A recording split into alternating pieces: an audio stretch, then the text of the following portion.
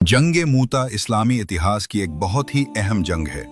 ये जंग अरब के बाहर मूता नाम के इलाके में लड़ी गई थी। ये जंग मुसलमानों की बहादुरी, सब्र और कुर्बानी की एक बड़ी मिसाल है। अल्लाह के रसूल सल्लल्लाहु अलैहि वसल्लम ने इस्लाम का पैगाम अलग अलग बादशाहों और सरदारों तक पहुंचाने के लिए अपने कासिद दूत भेजे थे।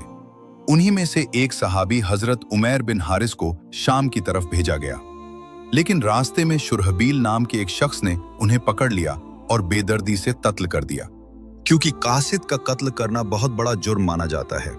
जब ये बात अल्लाह के रसूल को पता चली तो अल्लाह के रसूल को बहुत गुस्सा आया। आपने फौरन 3000 मुसलमानों का एक लश्कर तैयार किया। अल्लाह के रसूल ने इस लश्कर के लिए फरमाया कि इस लश्कर के अमीर हजरत जैद बिन हारिसा होंगे।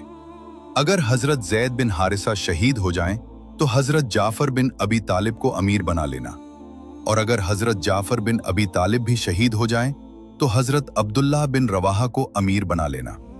यह हुक्म मुसलमानों के लिए एक बड़ी आजमाइश था, लेकिन इससे उनके सब्र, इताअत और कुर्बानी का पता चलता है। अल्लाह के रसूल सल्लल्लाहु अलैहि वसल्लम ने यह भी फरमाया कि अगर ये तीनों भी शहीद हो जाएं तो मुसलमान आपस में मशवरा करके जिसे चाहें उसे अमीर बना ले। जब मुसलमान मूता पहुंचे तो उन्होंने देखा कि सामने रोमियों की 2 लाख की फौज मौजूद है। एक तरफ सिर्फ 3000 मुसलमान और दूसरी तरफ दुश्मन की इतनी बड़ी सेना। फर्क बहुत ज्यादा था, लेकिन मुसलमानों के हौसले बुलंद थे। सबसे पहले हजरत जैद बिन हारिसा ने झंडा उठाया और दुश्मन से जोरदार मुकाबला किया, लेकिन आखिरकार वे शहीद हो गए। इसके बाद हजरत जाफर बिन अबी तालिब ने झंडा संभाला। जंग के दौरान उनका एक हाथ काट दिया गया तो उन्होंने दूसरे हाथ में झंडा ले लिया।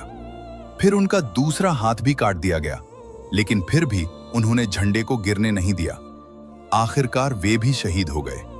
इसके बाद हजरत अब्दुल्लाह बिन रवाहा आगे बढ़े। उस वक्त वे गोश्त का एक टुकड़ा खा रहे थे, क्योंकि कई दिनों से उन्होंने कुछ नहीं खाया था। अचानक एक शोर उठा। हजरत अब्दुल्लाह बिन रवाहा ने अपने हाथ से गोश्त का टुकड़ा फेंक दिया और अपने घोड़े के पैरों को काट दिया, ताकि दिल में वापस जाने का कोई इरादा न रहे। फिर वे आगे बढ़े और दुश्मन से बहादुरी से लड़ते रहे, लेकिन आखिरकार वे भी शहीद हो गए। इसके बाद मुसलमानों ने आपस में मशवरा किया और हजरत खालिद बिन वलीद को अपना अमीर बना लिया। उस समय अल्लाह के रसूल सल्लल्लाहु अलैहि वसल्लम ने फरमाया, अब अल्लाह ने अपनी तलवारों में से एक तलवार निकाल ली है, और उसी दिन से हजरत खालिद बिन वलीद का लक़ब सैफुल्लाह पड़ गया। हजरत खालिद बिन वलीद ने बहुत समझदारी और हिकमत से काम लिया। रात के समय उन्होंने लश्कर की जगहें बदल दी, जिससे काफिरों को लगा कि मुसलमानों की मदद के लिए और लोग आ गए हैं। इस चाल से दुश्मन के दिलों में डर बैठ गया। इस जंग में हजरत खालिद बिन वलीद की 9 तलवारें टूट गईं, लेकिन फिर भी उन्होंने हार नहीं मानी। ये जंग मुसलमानों की बहादुरी, सब्र और अक्लमंदी की एक महान मिसाल बन गई। खालिद बिन वलीद ने मुसलमानों को सुरक्षित मदीना पहुंचा दिया। यह साबित होता है कि ईमान तादाद से बड़ा होता है। अल्लाह के रास्ते में दी गई कुर्बानी सबसे ऊंची होती है।